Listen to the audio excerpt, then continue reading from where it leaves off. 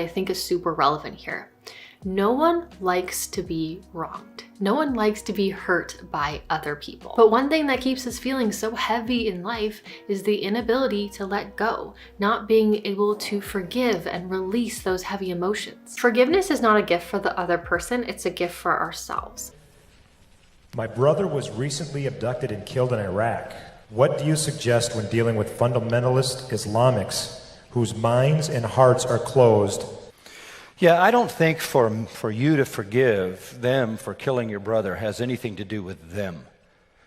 I don't think that forgiveness of my heart is conditioned on the action of the person who has wronged me. I know there's a lot written on this, and I wrote a book called The Freedom and Power of Forgiveness. And whoever asked that question, you can get that book through the bookstore. Freedom and Power of Forgiveness. Forgiveness is a freeing, liberating, righteous thing to do, regardless of what those other people that offended you did.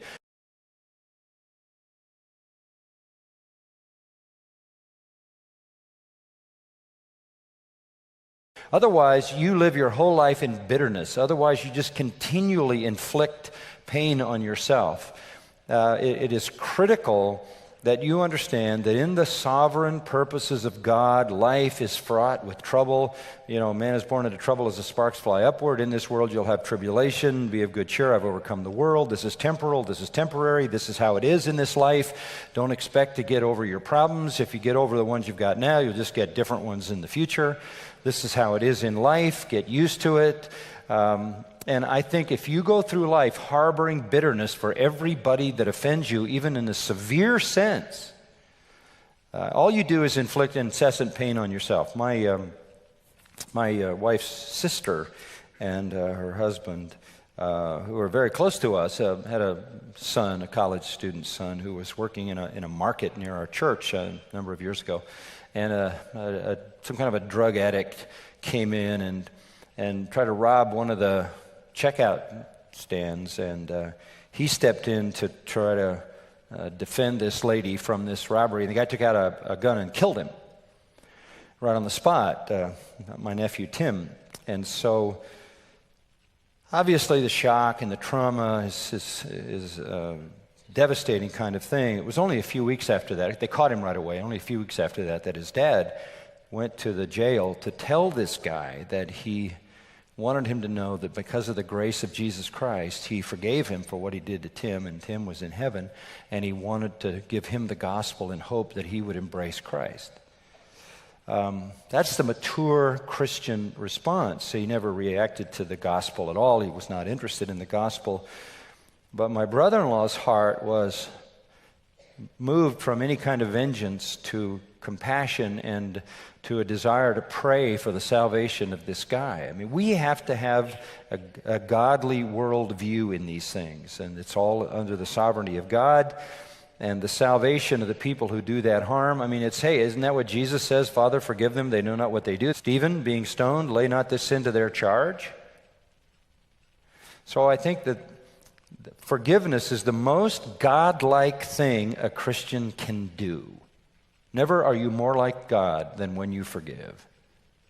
And this has actually been studied. Those who are more easily able to forgive, even when an apology isn't given, that's actually the most important part, live longer. And if we decide to base our happiness in our life based on other people's actions, then, well, we're in for a roller coaster ride. And I've even noticed this in my personal life. Those who really hold on to resentment and can't let go have a much harder time in life overall than those who can forgive and release and move on. They're just so much happier and have lighter energy. And forgiveness doesn't mean accepting what happened or condoning it. It's just about releasing that resentment and bitterness you feel, because that energy will eat at you and it will destroy you.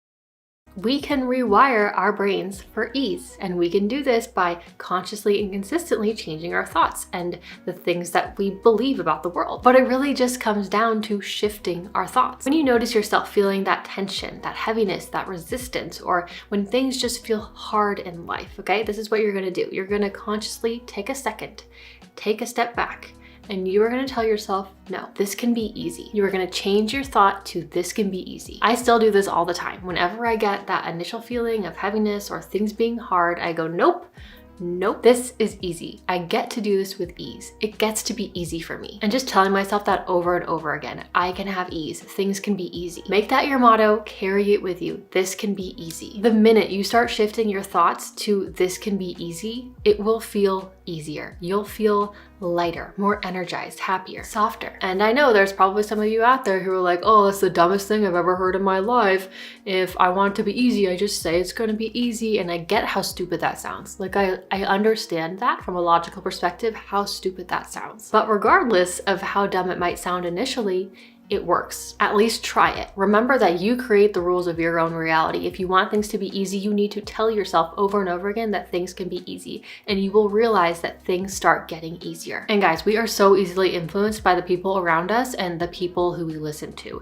Stop surrounding yourself with people who love the struggle. Stop surrounding yourself with people who just decided one day that life is hard and that that's just the way it is. They will pull you down with them, and there's a lot of them out there. If you want to experience life differently than them, you have to think differently than them. Most people spend 70% of their life living in survival. They live in stress. So they're always anticipating the worst case scenario based on past experience. They literally choose the negative things out of the infinite potential in the quantum field. They're selecting the worst possible outcome. This is like looking at the menu with an endless amount of food and drinks and choosing the worst possible option. This is how it happens. Every time you recall the negative event, you produce the same chemistry in your brain and body as if the event is occurring again. You are sending the same emotional signals to the body. Your body is your unconscious mind, in a sense. Your body doesn't know the difference. Your body thinks that the event is actually happening right now.